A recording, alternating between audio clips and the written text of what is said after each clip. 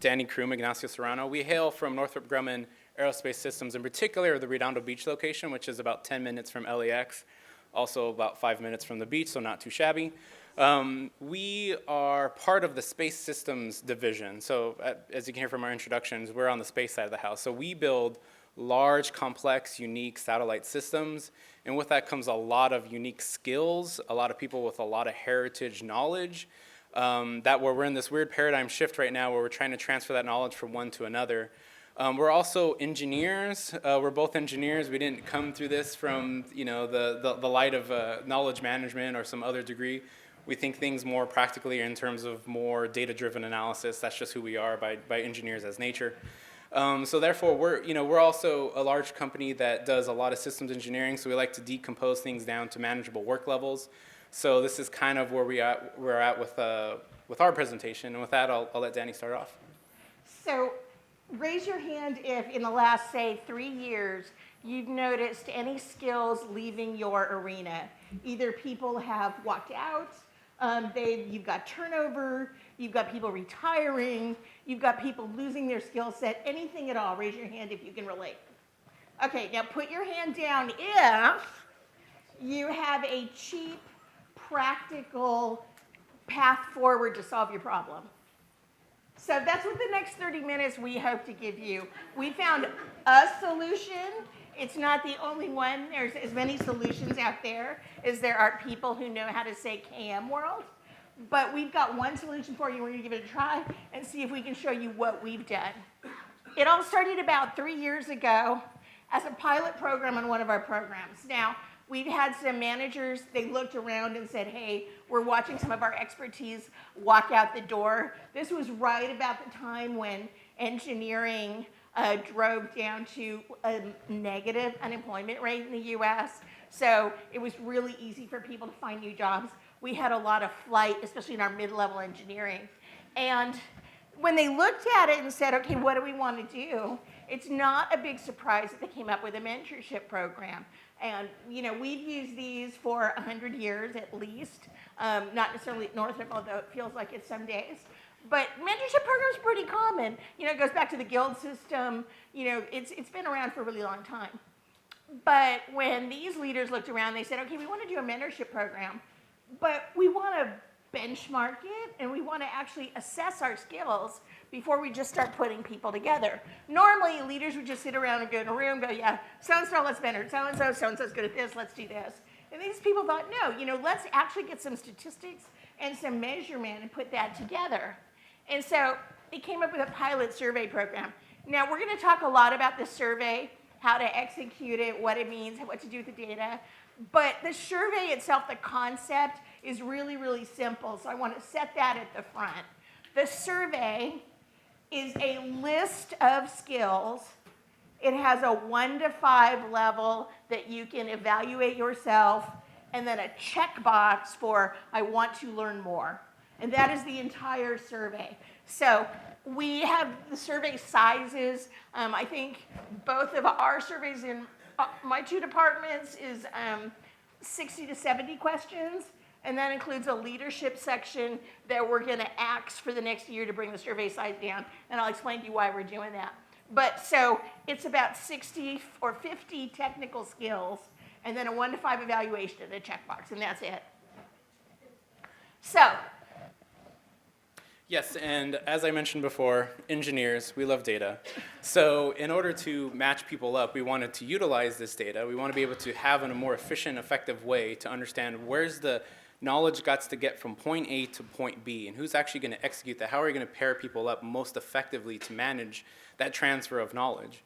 And then also we want to be able to, over time, again, industrial engineering, I'm big on data, and also data going forward, is how are we going to be able to show that we've actually, not only did we transfer that knowledge, but how did we prove we retain that knowledge?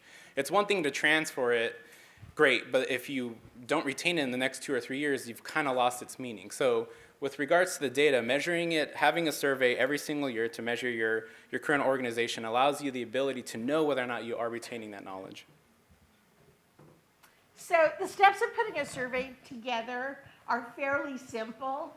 And one of the things about it, though, is creating the survey data set.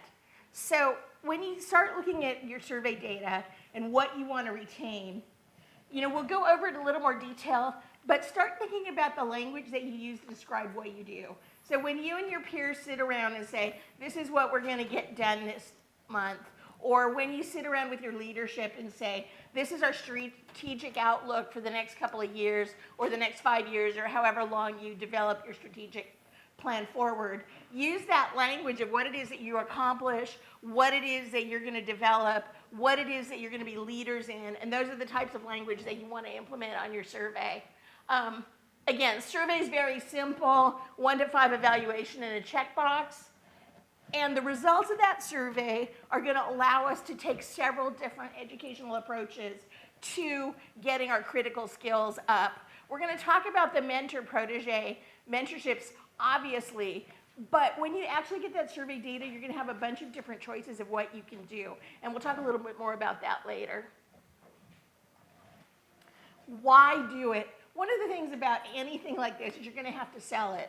Now, our approach is easy to sell because mostly free, so that's always a big sales pitch when you want to run a pilot program. You're not investing in software, you're not investing a lot in time that you wouldn't be there anyways. It's really important to have that mentorship knowledge that you know not only who believes in their own expertise enough to be willing to mentor, but also who's interested in the subject. So when you take this survey and the people are looking at it, they're doing a self-assessment. They're not under any duress to say yes to a mentorship. So you don't have that problem where if management goes up to someone and says, do you want to be part of a mentorship program? They say yes because they don't want to commit career suicide. This way, you're actually letting them choose whatever topics. They can choose all 70 of them. They can choose 3 of them they're interested in learning more about, and you're also getting that mentorship to state, hey, I know enough about this that I'm willing to sit down with somebody and teach them. Gives you a chance to benchmark the skills across the organization. Like Ignacio mentioned, it's really important to see whether an organization is actually getting through to people, but also it gives you a chance to actually get a numeric value on any skill for your entire organization. So as people go in and out, as organizational priorities change, as the amount of budget you have for training changes, you actually can look at year over year to see whether your organization as a whole is growing or losing data. And finally, hidden expertise. So many managers believe that people are born the day before they came to work for them. And it's really great to remind people that we have these rich, very diverse people that are coming into our organization. Let's take advantage of everything they learned before they got here. We found our newsletter, which has been super, super successful in my department. We had it organized by someone who just happened to have a background in design. And so we've been able to use a lot of different skill sets as people come into the organization because we found out what they did before. Yes, and one of the major benefits of the survey is, and I'm going to stress this a couple times, is baseline, baseline, baseline. How do you know where you need to get to if you don't baseline what you're currently doing today? That's the real benefit of this survey, is be able to, over time, know that you're actually improving. Industrial engineering, we spent 4.5 years learning how to do process improvements, and that's basically what I'm saying is you baseline where you are today, then you continually measure to actually see if you're actually improving over time. And that's the point of having this data set initially, is to be able to baseline that. And then over time, eventually you are going to learn new skills. There's going to be new things that happen in your business. There's going to be things that change. We're in a flux right now where we're doing a lot of small sats, which is a change for us. And we also have a lot of people who are graduating from college who have a lot more software background in mechanical engineering than they did 20 years ago. So you have to be able to understand what are those skills that you need 3, 5, 10, 15 years from now to add to your survey to make sure that indeed that even though you're adding new skills, that you're actually truly adding the benefit to your organization. There's a measurable way of showing that. The other thing also, as an industrial engineer, I'll keep stressing this a lot, is continuous improvement. So you can look over this survey and you can do a heat map and you can see which areas you're actually improving on and do some course correction. If you've noticed there's an area where all of a sudden you've shifted a lot of the skills, but yet you lost a lot of your core business, what is that really doing for you? The other aspect is it helps you to do recruiting, because now you have a list, we're an organization, our directorate, it's actually over 1,000 people strong. So when you go out and recruit, who are you recruiting for? What skills are you trying to recruit for? Are the skills you actually need to fill out the gap? So that's one of the benefits of the survey as well too. So at the end of the day, it's benchmark who you are, figure out where you need to get to, and measure that over time. And I will say a lot of things that we get a lot from a lot of senior leadership is there's a lot of programs that are out there to transfer, retain knowledge, whether you're updating process documents, whether you're creating video training, whether you're doing AR, VR. At the end of the day, you have to be able to empirically prove you're getting better. Well, how do you do that? So with this data set, over the last couple of years, we can empirically prove that we're actually getting better at a lot of our initiative. That's always the hardest part, is you spend a lot of money and then you spend like, well, then show me how you're actually getting better. So this is one way to empirically prove how you're actually getting better. All right, so how many of you think that right now, if I hand you a pen and a piece of paper, let's say in 10 minutes, you could write down a good 50-60% of what your organization needs as skill sets? All right, how many of you think that within 10 minutes you could find something on the web that listed that for you? One of the big things when putting your skill set together is work smarter, not harder. Chances are somebody's already got a pretty good list of your skills. In my department, we have a group that does airplane test equipment. So they build these huge, impossibly complicated racks of equipment where they're actually, every little piece is hand designed. So very, very exclusive, very, very difficult to manufacture. And so when we got ready and we wanted to do surveys, we've got floating all over the country plenty of surveys that cover space, and we actually have a lot of surveys that cover air when it's dealing with manufacturing the airplane itself. But what we didn't have was a survey that covered air when you're managing test equipment. So got a couple of our leads together, handed them some of the other surveys, and said, here, make something that looks like this. It took them like a couple of days of going back and forth to do it, not working on it full time. I would say altogether probably took 3 or 4 hours of actual time in a room to get the survey together. So there's always something out there that you can use already. Get it going, get it done, keep it simple. And remember, this is an iterative process, so it's much more important to get something out the door and started than to have the absolute perfect survey done. Talk a little more about the Agile. Okay, yeah, so with this, there's a lot of key terms or a lot of hot terms within our industry. One of them is Agile. I don't know, does anyone know what Agile is? Okay, exactly. It's no different than what I learned in industrial engineering. It's an iterative approach. It's work with your customer base. In this case, our technicians, our people who are on the floor, our engineers, and work with them to constantly improve the survey process. At the end of the day, you want it to make it valuable to them. At the end of the day, it's really about their growth. That's really what I'm talking about. It's not only the growth of our company, but the growth of our employees to make sure they have the skills needed for not only our job, but for what's ever available for them in the future. So at the end of the day, keep it simple. We'll iterate this. We'll make it better as we go through time. And as Dani alluded to, our survey is fairly simple. This is the expert of our survey from SharePoint. You'll probably see a lot of acronyms. We're in the defense business, so we are acronym crazy. Otherwise, it would be like a dissertation on just 2 sentences. So with our survey, it basically boils down to 2 basic questions. We wanted the format to look similar than you see going around, like filling out just a quick survey 1 to 5. So that was kind of our way of doing it. So 1 is, what is your skill level? 1 being you're a novice or you have no skill, and 5 being you're an expert and willing to mentor. So with the 5, we expect if you're a certain grade level, you should be at a certain level in terms of that skill. That's why we promoted you to that grade level. Subsequently, you should be able to mentor. That's part of being at that high skill level, part of being at that high grade. What we wanted to do is for some of those who, you could even be a high grade level and still interested in further training that's not part of your normal skill set. That's perfectly fine. So that's the other question is, are you interested in further training? There's a lot of times you have an employee who doesn't want to necessarily open up of whether they really want training or where they want training at. So being able to have a survey that allows them to be semi-anonymous, to be able to tell you where they're interested in further training, it could be in a completely different area you had no idea, but at least it gives you a conversation starter for career planning, where they want to get to next. The beauty with interested in further training is it allows you to key on those people who are interested and those people who have the knowledge, so you could actually pair them up. Otherwise, if you don't have interested in further training, you're just kind of, that's only one half of the equation. You have the person who's an expert, but you don't have the person who wants to learn more. So that's kind of the key with the survey. And before I go on, we are at Northrop Grumman. We are an aerospace and defense company. We are very heavily reliant on information security. So I apologize. Our SharePoint, we're on SharePoint 2013 just because of security reasons. So with what I'm about to say, if SharePoint's been more advanced than that, I apologize. It's just where we are in the company. How many of you have SharePoint as part of your enterprise solution? All right, Excel. How many of you have Excel as part of your enterprise solution? Yay, you Pretty have standard everything you Office need. suite. We transitioned over to SharePoint in 2016 to a 2013 version.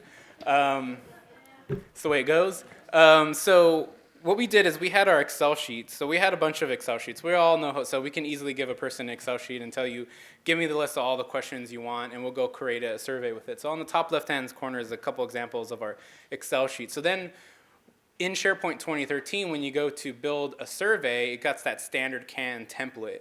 The problem with that template, at least for us, is that it's not conducive in the format we actually want it to take the survey.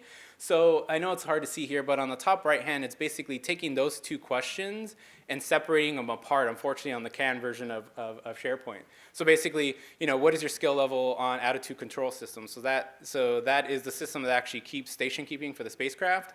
And so we have a lot of technicians who have to be able to support that, not only connecting interconnections, but also when it comes to actually creating automated test scripts to make sure it actually does what it's supposed to do. So that's one question. The next question, are you interested in further training? Now, with 60 some odd skill areas, that becomes a clickable nightmare. A person has to keep clicking. So another hidden expertise with 1,000 people strong. We had 2 people. One person actually came from another company who had SharePoint experience, so yay us, that helped us out. The other is we have a lot of engineers, especially in her organization, where they do systems test operations on spacecraft. So you have a lot of people writing code, programming language for automated test scripts for doing automated testing of a spacecraft. So when you put it in thermal testing, you do a lot of this automated testing when it's actually in thermal vacuum. So we paired those people up together, and lo and behold, they created HTML code to make it easier for us to do this SharePoint survey. So and the beauty of this is we actually have on KM World attached our HTML code for this format. So you can see at the bottom, that's the actual true, no kidding format that you take for SharePoint for our survey. So we did some custom code in SharePoint Designer. Thankfully, hidden expertise in our organization allowed us to do this. And so now it's a lot easier, because as opposed to it would be just a clickable nightmare. So now it's one sheet that you would, even if you printed it out, it's an easy format to actually go through. So with that, you can see we have our skill levels 1 through 5 and interested in further training. So that's how we kind of morphed from, here's our Excel, using expertise in our group, utilizing the CAN part of SharePoint, doing some manipulation on it, and out comes our survey. And this, as an industrial engineer, I love data, so I love visualizing data. So this is the part where you get to the real meat of things is, okay, one thing I like about SharePoint is that configuration control. So configuration control is very important. It tells you when they took it, who took it, and from there we're able to actually go and make sure we have everybody who actually was supposed to take the survey take the survey. The other part is, again, configuration control with the data. Now you can do this in other means, and there's a lot of other tools out there that do survey, but the beauty with SharePoint that we found, not only is it already part of our business systems, was that I can export it to Excel. So hey, anyone pretty much with an engineering degree can go manipulate this data to whichever fashion. And the beauty is we have about, I think, around 60 section managers within our organization. So having them the ability to give them the data, slice it in a way that allows them to be able to look at it in any which way, so that way, each person looks at data differently. So we don't want to give them a CAN version of that data, but give them the essential basic building blocks of the tool set for them to actually slice and dice it. So one of the things we learned is you can download it from Excel, awesome, but when you download it from Excel, that little checkbox that was a yes or no, unfortunately is a Boolean. So you have to convert that over into Excel to yes or no. Not a problem, find, replace. But we love pivoting. I don't know, how many people use pivot tables on a daily basis? I can't, pivots are the greatest thing since sliced bread from a Microsoft Office standpoint, I feel like. What that allows you to do is, okay, the data comes in, but we have to actually transpose that to column data in order to pivot it. But once you're able to pivot it, you're able to do whatever your heart's content. You can slice the data. You can add in slicers for skill levels, which we did. You can add in conditional formatting. You can do equations against that. You can do so many things without actually changing the raw data. That's the beauty of what we talk about Grassroots, is we're using basic tools that are out there that we use on a daily basis to actually know where our knowledge gaps are. One of the things we actually wanted to do was, of course, we want to do this year by year by year. We wanted to reset the survey, so it's unfortunate we have to go manually delete responses. We could recopy a new survey, but I always want to make sure I'm utilizing the same survey, that I'm not actually degrading my data whatsoever. But one of the things we learned on a positive standpoint is one of the things I made sure that we did before we delete the surveys, I wanted to actually not only download the data, but keep it off to the side, left untouched, just in case by some chance the data gets lost. And sure enough, as it happened, we were going through manipulating some of the data, and somehow Excel goes, data gets lost in translation. Thank God we had the original copy. So please, if you do, always maintain a backup of the original data, no matter what you do. So when you get done with this, what you now have is a listing of every skill and a self-evaluation of every individual to that list. Now, you may have multiple lists. So, for instance, to cover 1,100 people, we're probably going to end up with 20, 30 surveys, and they range in size from 11 people taking it to 150 people taking it, depending on how that individual department wanted to break it out.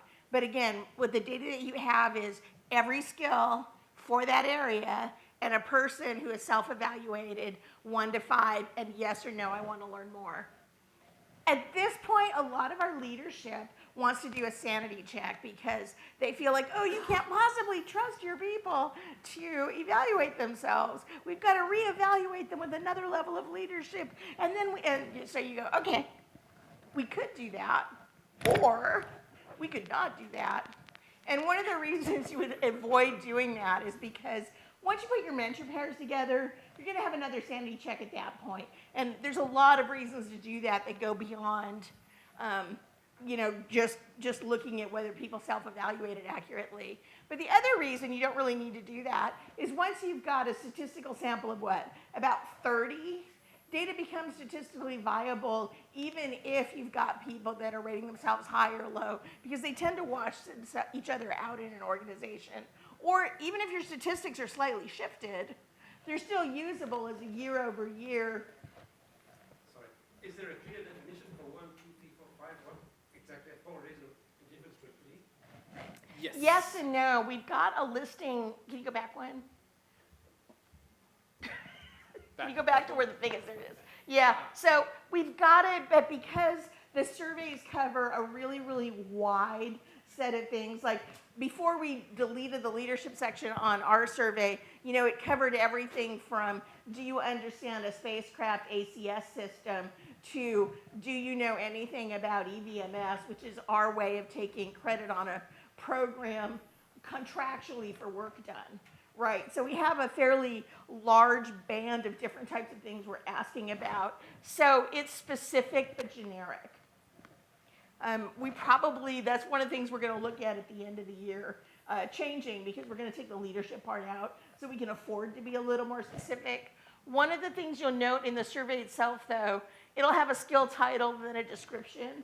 So if you want to put something more specific about the 1 to 5 for that skill, that's skill specific, you can put it into there, or you can add it in your intro letter to the survey, which we'll talk about a little bit later. So you have several places where you can put that in if you need it.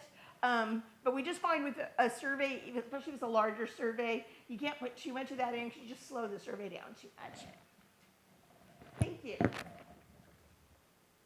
All right, so we're kind of voting against the sanity check, and we'll talk a little bit more about that as we go on. So with regards to aggregating the data, I talked about data visualization earlier. So when you pivot it, you can do so many statistical means with that. You can do, a simple stuff with the pivot table. You can do average, median. You can do top 10%, top 10 of skill levels. You can do other statistical hotel T-squared. You can do so many different things, but at the end of the day, keep it simple. Basically, it boils down to a skill, but really it boils down to a employee and their skill level, and be able to measure that year from year from year. Because at the end of the day, from the employee's perspective and a manager's perspective, you want them to get better every single year. So not only do you have performance reviews, but you also have this empirical data to show year from year that they rate themselves whether actually they're getting better or not. So that's really what it boils down to, is you can do heat map index to actually show going forward whether or not you're actually improving your organization as a whole. One of the other things is critical skills. So you can have 60 skills, but that doesn't mean they're all critical. Those are skills you need for your job, but those critical are ones that if that employee left or that skill went out the door, you can actually execute either building a mechanism, a drive actuator assembly because that one person went out the door, or you can actually repair a thermal vacuum chamber because they had the one critical skill to repair cryogenic chambers. So one of the things is you got to go and prioritize. You can't attack everything at once, otherwise you'll probably run out of money. So you got to then understand what is your critical skills, prioritize those ones first as a means to transfer that knowledge back and forth, and then measure that over time. So at the end of the day, benchmark all your skills, choose which ones you want to go after, and then mentor, pair people up. So about the mentorship pairings, when you first start out, you want to decide what your focus is going to be, because you'll attack them differently if, for instance, you have a very small amount of mentors in your organization, so you want to make sure you maximize the use of the mentors. With the first year we did it, we decided we were going to maximize the number of proteges who were a T4 or less. That's about our middle grade. So a middle grade engineer less. We were going to maximize the amount who had requested a mentor, which requesting a mentor is anytime you check any of the 70 boxes with a yes. That's like, okay, you want a mentor. So anybody who wanted a mentor, because we wanted people to feel like they got something out of this survey process. We've had a lot of surveys in our organization lately, so people are getting a little bit of survey fatigue. So we wanted to link the reward of getting a mentor with the action of taking the survey. In the future, starting with next year, we're going to start with critical skills, because we want to maximize the critical skills knowledge that we transfer as opposed to the general skills knowledge that we transfer. So we've had our management go through and pick which skills are critical. How much time did this call go on from the mentors, and how did you get the mentors to sign up for this? Really, really good question, and I'll address it on the next slide if that's okay.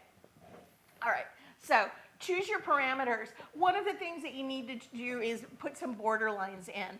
For instance, we started making mentor pairs and then realized, wait, can Steve, who's a really great engineer, have 2 mentees? Because we can use him to mentor anyone and anything. Or if Bob is a mentor, can he also be a protege in another subject area? What about Susan? Who can we give to her to maximize that mentorship?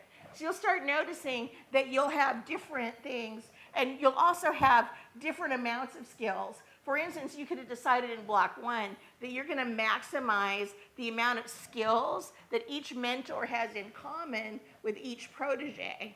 So there's different ways that you can look at it to see what your data transfer is going to focus itself on. Now here's where a sanity check is a good thing. Once you have this pair of mentors and mentees, you want to get, we use the term, which is a little out of date, graybeards, a lot in our organization, but anybody that you consider leaders of the organization, but specifically the working leaders, the people that are in touch day to day with all of your team, the people that know where the bodies are buried, right? And they're going to be able to say, oh, you don't want Bob mentoring Steve because they hate each other. Or you don't want Susan to have this person as a mentor because she actually knows more about the subject matter than he does. She just tends to underrate herself and he tends to overrate himself.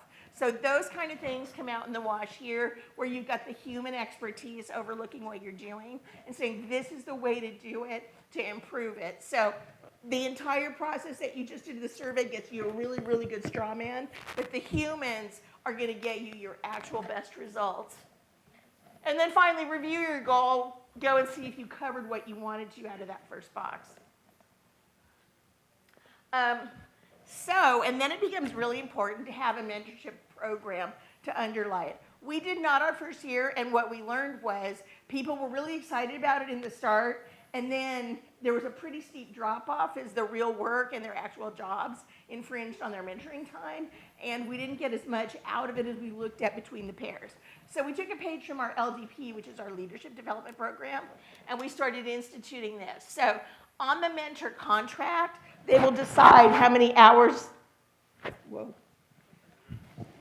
They will decide how many hours that they're going to do with each other and what that involves. So we'll meet once a month, we'll have a half-hour conversation, and then we'll go work on something and you shadow me for 2 hours. So that's what's going to determine, to your question, sir, about how much time the mentors are going to give. So that's something that each mentoring pair can do. It's a really great idea if you have some guidelines or some boundaries when you have your kickoff briefing. We found it's critical to have a pre-kickoff email because you think everybody in your organization knows what you're doing, but they don't know, or they're not paying attention, or they just don't care because they don't realize it affects them. So that was the email that went out that said, hey, here's why you're getting this invitation to a mentorship kickoff. And we have learned that that really helps. And finally, the program responsibilities. So kickoff gives you the program, and by program I mean the mentorship program responsibilities. You're responsible to meet. We would like you to meet at least once a month. You're responsible to this end date. The end date lets people be accountable to being done at a certain time. Also, if the mentorship's not working that great, everybody knows that there's something a light at the end of the tunnel when they can say, okay, we fulfilled our goal, we're done. And they can have a different mentor next year. If the mentorship works great, it'll keep going after the program ends because people are naturally mentors. And finally, regular events. Okay, finish your thought there. Regular events during the course of the program, not so much because the events enhance the mentoring, but because the events create a calendar reminder that I haven't done anything with my mentor or my mentee this month. Oh, I should go set up a meeting. So it doesn't really matter what the events are, as long as you have them and they show up on everybody's calendars. So, a question. So when somebody fills out the survey and says they want to be a mentor, what's the time frame from when they actually complete the survey until they're communicated with to become that mentor? Is that a short time frame, or is there a standard, is there an SLA of some sort that you say, hey, this person did this, within 90 days, we want to make sure we're in touch with them and we hook them up with somebody? Number one. And number two, who owns this process? Even though you create it, who actually owns that process? Those are really good questions. So the way I'm going to answer the second one first and then flip you back. The process ownership for this, because it's kind of a grassroots, it's not as top down like most of the things from our corporation are. So the first set was owned by the management of the program that decided to do the pilot. That then transferred when Ignacio talked about our 1,100 people. That's a functional organization. In other words, we're an organization that services a whole bunch of programs with hiring, placement of people, year-end reviews, that kind of thing, education, that kind of stuff. So it transferred over to a functional organization, and now we're kind of at the point where we've had a lot of leadership turnaround. So at the time, we had a director too who said, yes, you will do this, which is how it got transferred over. And now we're at the point of view when we're having to resell it to our management as something that we want to continue doing. So we've actually sold it so well to our department level managers that all of them want this. And when we ask them, why do you want this? It's like, oh, this is great. When I first came on board, we had a tech op say, I first came on board, my manager asked me to do this for our department. I had to go learn some skills that he wanted me to run down. I had no idea what to ask people until I came across your survey from the year for her department. Suddenly she had all the skills listed. She could now go talk to everybody and learn things about those skills that he wanted her to run down. The other reason to do this is most organizations do not have a self-assessment over a broad category of skills by their people. So you have, year-end reviews, and you write up the assessment, but, ours is finally down to 3 paragraphs, so it's mostly what you wanted to talk about. It's not comprehensive, this is what I'm able to do. So we're trying to sell it, but again, we get to sell it again, so we're running into that problem. And that's that. Oh, his service level agreement? Oh, When the mentor says, when somebody fills a survey and says they want to be a mentor, oh. what's the timeline when they're Yeah, as quickly as possible, which I think the first time we did it was 90 days. So that's 90, because it took us forever to learn how to do the mentoring process. When you get the data sheet, it's huge. And the first time we did it, we had 30% of our organization The last time we did it, we had 96% of our organization, because we actually added in a hidden step where you nag people. It's not an anonymous survey, so you actually know who hasn't done it. So it's perfectly legit to tell one of your admins or your tech ops, go look at who hasn't done this survey and shoot them out an email. And so we got it up from 30% to 90. But for the first time we did it, it took us a long time to figure out how to do it. So it took about 3 months. Ideally, we'd close the survey off at the end of January and start the mentoring about mid-February. We want to keep it with the fiscal year, because if we don't, and you start doing weird like June to June things, people just get confused about when they are or aren't part of the program. But there's no reason you can't do it that way if your company's running on those type of a calendar. You know, if you're running like on the October through. Do you guys have a budget? So the mentee, No. do they get a budget, or is that volunteer work? We, neither. We usually try to hook them up so that they are working on something together that they would be working on anyways. So if they're both working in an area, doing the same type of work, that's just on-the-job training that would be part of the work. If we can't do that, then yes, it's on their own time, which happens if we have leadership stuff on the survey, which is another reason we're getting rid of that as part of this program. As far as the people that are like doing, you know, creating the survey, implementing the survey, all of that's part of the kind of charge that we do as part of this functional organization. And as the time for taking the survey, that's a charge in place. It's just considered part of everybody's regular job. Data knowledge transfer. You know, one of the things we talk about a lot is mentoring, but mentoring is one small portion of what you can do with the data you get from this survey. And if you look at just the level of expertise you have, if you have a few experts, you want to double the amount of experts, you create a mentoring program. If you have a few experts, and you don't need any more experts, but you need your entire organization to have a very base level, that really lends itself well to lunch and learns. I've seen really successful engineering lunch and learns where one senior engineer was able to get 30, 40 people to have an understanding sufficient to move forward with their work. Finally, you have a couple of experts and you need everybody to be at an expert level. Have the expert create the training program. If you have no experts, this is when you get in touch with TA.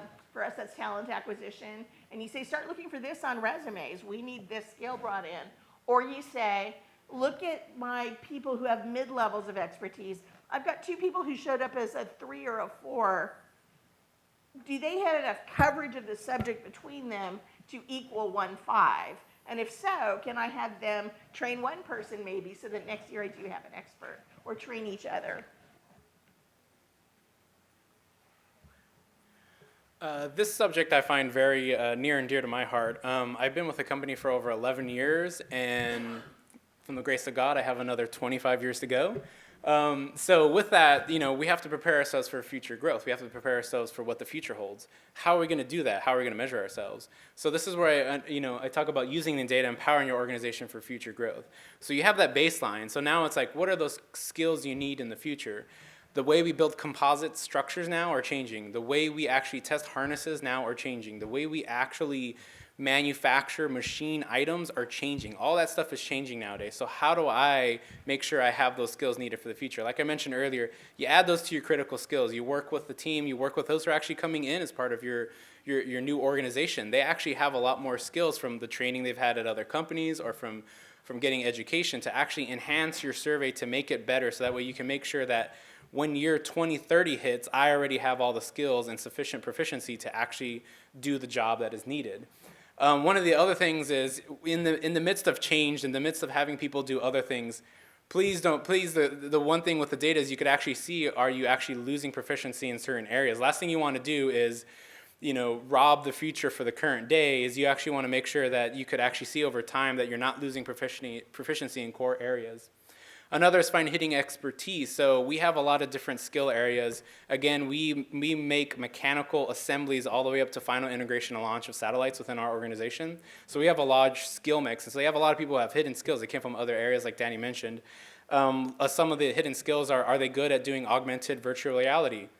Why is that important? Is because the way that the new people are coming in, they learn differently. They learn from virtual reality, they learn from augmented reality, and some of these things are very complicated. To have those skill set in our organization is very helpful.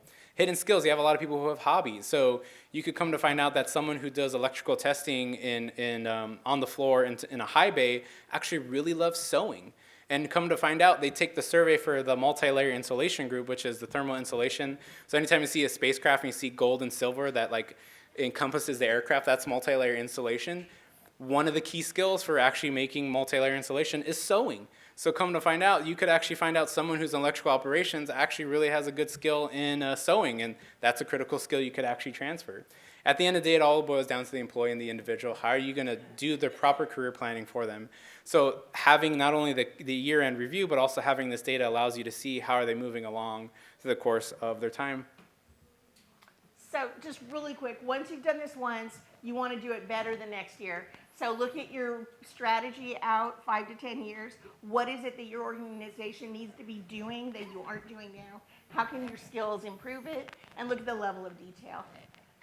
Sometimes you have unknown unknowns in our We're also running out of time, so- in our industry, so there's a lot of process issues that come up. So there's certain things that happen in the course of building something that you didn't account for. So add that level into your skill survey. Something happened that you didn't have in your survey, make it improve it better. Timing, essentially, don't make people take the survey at the busiest time of year. Know your organizational business rhythm. Make sure that you actually input it there that actually aligns with not only year-end planning, but also make sure that it's not too, it's not part of a major milestone in terms of delivery for a program. At the end of the day, what are we saying? So we're, again, engineers. We build very complex systems. That's the James Webb Space Telescope, been in development for over 10 years. We'll launch fairly soon. That cost over $9 billion. That's publicly held information, so I can say that. But with that being said, is we have a lot of people. It takes a lot of time for us to make things. In order for us to make something that complicated, we have to decompose it down to various manageable things. So that's what we did here.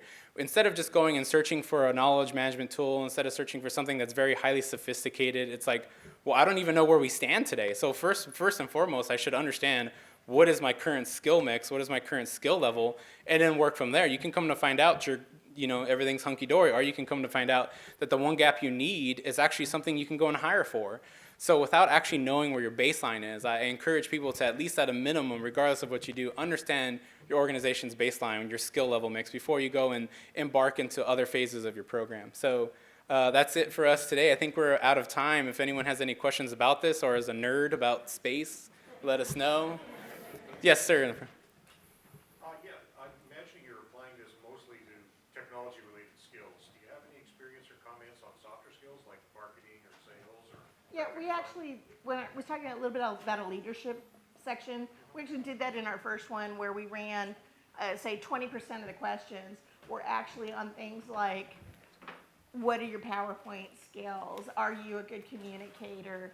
Do you understand how engagement works at our company and what we do with the engagement survey? Just questions like that. And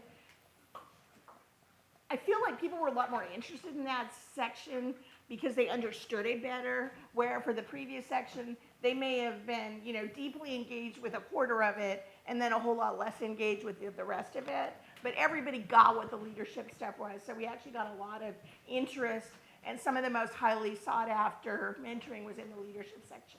So it did seem to work. I can see a hand.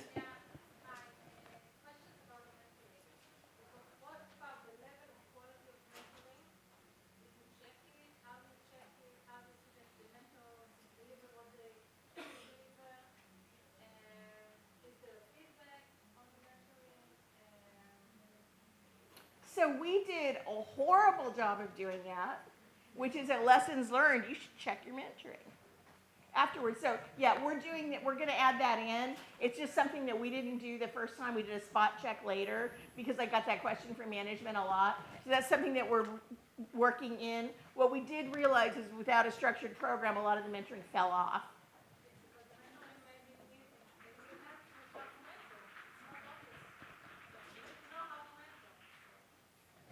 I'm sorry, what? You need to know how to mentor. Yes. Not obvious. Agreed. And we can add some of that into our kickoff as well as here's some hints for becoming a better mentor.